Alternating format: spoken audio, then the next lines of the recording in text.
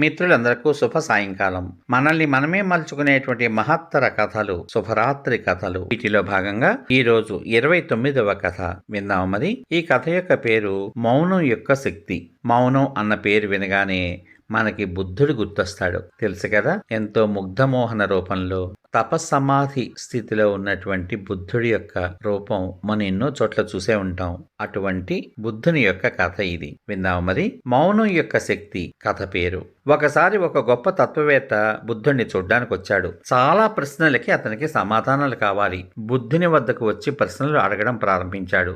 బుద్ధుడు అతని మాటలు విని, మీకు నిజంగా సమాధానాలు కావాలంటే వాటి మూల్యం చెల్లించగలరా అని అడిగాడు. తత్వవేత్త దానికి ఇలా సమాధానం ఇచ్చాడు. నా జీవితం అంతా నేను సమాధానాల కోసం వెతుకుతున్నాను. నాకు చాలా సమాధానాలు వచ్చాయి, కానీ లభించిన ప్రతి సమాధానం నుంచి కొత్త ప్రశ్నలు తలెత్తుతున్నాయి. అదేమిటో? మీరు ఏ మూల్యం అడుగుతున్నారు?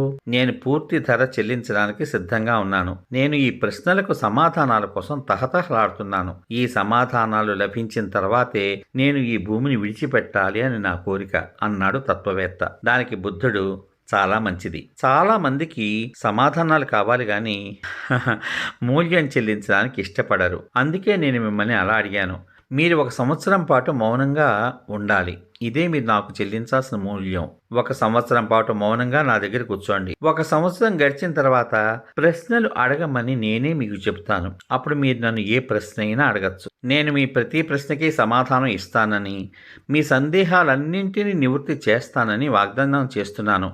కానీ 1 సంవత్సరం మాత్రం మీరు పూర్తిగా స్థిరంగా మౌనంగా కూర్చోవాలి. 1 సంవత్సరం పాటు ఏ ప్రశ్నల్ని మీరు నా దగ్గరికి తీసుకురావద్దు అన్నాడు బుద్ధుడు.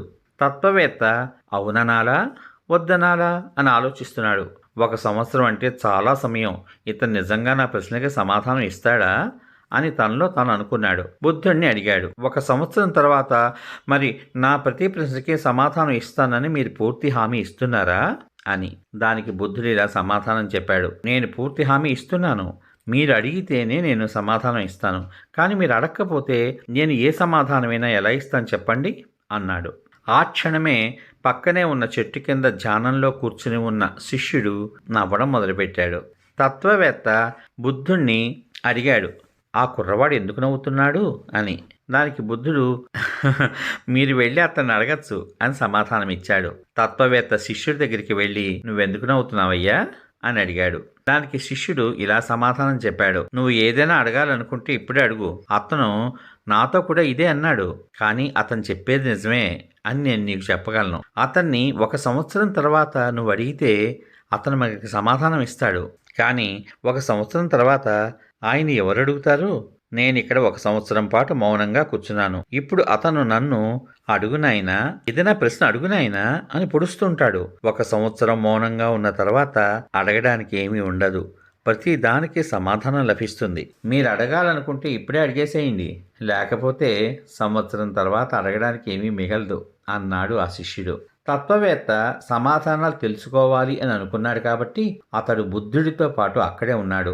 రోజు మౌనంగా కూర్చునేవాడు. అతను కాలాన్ని ఎప్పుడో మర్చిపోయాడు. ఎందుకంటే ఎవరి ఆలోచనలు నిదానిస్తాయో వారు సమయాన్ని గురించిన అవగాహనని కోల్పోతారు. కానీ బుద్ధుడికి కాలం గురించి, సమయం గురించి పూర్తి అవగాహన ఉంది. 1 సంవత్సరం పూర్తి కాగానే అతను తత్వవేత్త దగ్గరికి వెళ్ళి, ఇప్పుడు మీరు ఏవైనా అడగచ్చు. నేను వాగ్దానం చేసినట్లుగా ప్రతి ప్రశ్నకు సమాధానం ఇస్తాను. మీరు అడగడానికి ఏదైనా ప్రశ్న ఉందా అండి అని అడిగాడు.